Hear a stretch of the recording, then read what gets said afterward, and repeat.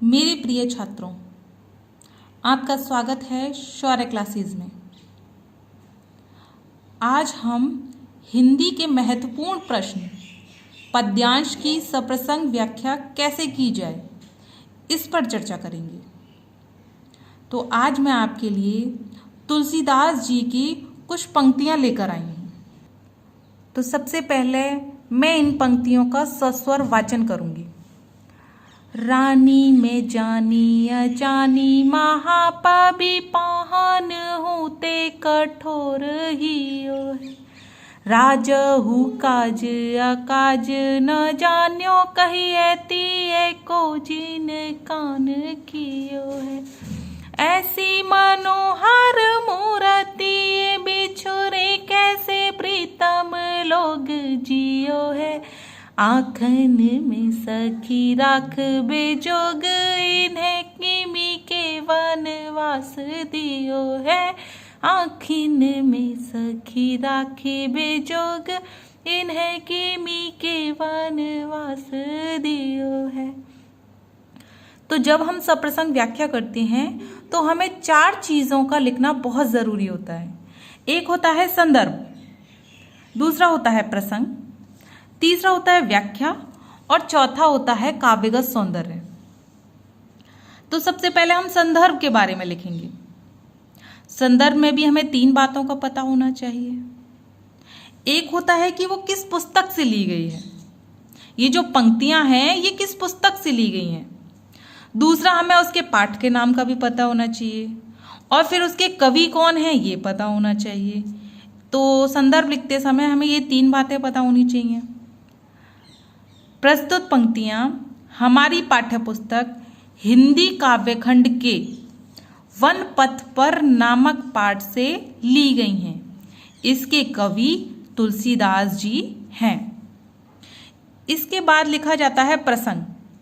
प्रसंग में लिखा जाता है कि इन पंक्तियों में किसके बारे में बताया गया है, क्या बताया गया है इन पंक्तियों में। तो प्रस्तुत पंक्तियों में कवि ने ग्रामीण स्त्रियों के द्वारा कैकेयी और राजा दशरथ की निष्ठुरता पर व्यक्त प्रतिक्रिया को चित्रित किया है। अर्थात जो राम, लक्ष्मण और जो सीता हैं जब वन को जा रहे हैं तो गांव की कुछ स्त्रियां उसके बारे में बात कर रही हैं। तो उन्हीं से संबंधित जो है व्याख्या में बताया गया है। तो हम व्याख्या की तरफ बढ़ते हैं। व्याख्या करते समय हम पंक्तियों में से लाइनों के साथ साथ व्याख्या करेंगे। तो सबसे पहले है रानी में जानी अजानी महापापी। अजानी का मतलब होता है अज्ञानी। पबी पाहन, पबी का मतलब होता है वज्र और पाहन का मतलब होता है पत्थर। तो वन गमन के समय यानी वन को जाते समय रास्ते में स्थित एक गांव की स्त्रियां राम, लक्ष्मण और सीता के सौंदर्य तथा कोमलता को देखकर रानी कैकेयी को, रानी में जानी अजानी, वो कह रही हैं कि रानी कैकेयी को तो हम क्या समझ रहे हैं, वो कैसी है, अज्ञानी।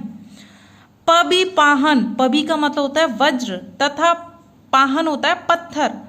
पत्थर से भी कठोर ही हो है, कठोर ही हो यानी कठोर हृदय वाली नारी बताती हैं। वो जो स्त्रियां हैं कैकेयी को अज्ञानी बता रही हैं। क्यों बता रही हैं? क्योंकि उन्होंने राम, लक्ष्मण और सीता जो इतने सुंदर हैं और कोमल कोमल शरीर वाले हैं उनको वन भेज दिया है। तो उनको उसने वज्र, पत्थर और कठोर हृदय वाली नारी बताती हैं क्योंकि उसे सुकुमार राजकुमारों को वनवास देते समय तनिक भी दया नहीं आई। वे स्त्रियां राजा दशरथ को भी विवेकहीन समझकर पत्नी के कहे अनुसार कार्य करने वाला ही समझती हैं और राजा में उचित और अनुचित के ज्ञान की कमी मानती हैं। दूसरी लाइन है राजहु काज अकाज न जाना। राजा को भी उसने क्या बताया है उन स्त्रियों ने कि उन्होंने काज अकाज का मतलब होता है उचित और अनुचित। उन्होंने जो राजा दशरथ है उन्होंने उचित और अनुचित को भी नहीं जाना। कहिए तिए को जिन कान कियो है, तिए का मतलब होता है स्त्री और कान कियो का मतलब होता है माना। तो उन्होंने एक स्त्री की बात मान ली, बात के उस स्त्री के अर्थात कैकेयी की बात मान ली और राम, लक्ष्मण और सीता को वनवास भेज दिया। इसलिए वो स्त्रियां राजा दशरथ को भी विवेकहीन मानती हैं। ऐसी मनोहर मूर्ति ये बिछुरे कैसे प्रीतम लोग जियो है। अब कह रही हैं वो स्त्रियां ऐसी मनोहर मूर्त यानी इन सुंदर मूर्तियों से बिछड़कर इनके प्रियजन लोग जियो है, कैसे प्रीतम लोग जियो है, कैसे इनके प्रियजन जो हैं वो जीवित रहेंगे। आँखन में सखी राख बेजोग, हे सखी ये तो आंखों में बसाने के योग्य हैं। राखे जोग यानी कि आंखों में बसाने योग्य हैं। इन्हें किमी के वनवास दियो है। इन्हें किमी का मतलब होता है क्यों, इन्हें किस कारण से वनवास दिया गया है। इसके बाद लिखा जाता है काव्यगत सौंदर्य। यहाँ कवि ने ग्रामीण वालाओं की श्री राम के प्रति सहृदयता का सुंदर चित्रण किया है। जो प्रस्तुत पंक्तियां हैं इनकी भाषा है ब्रज।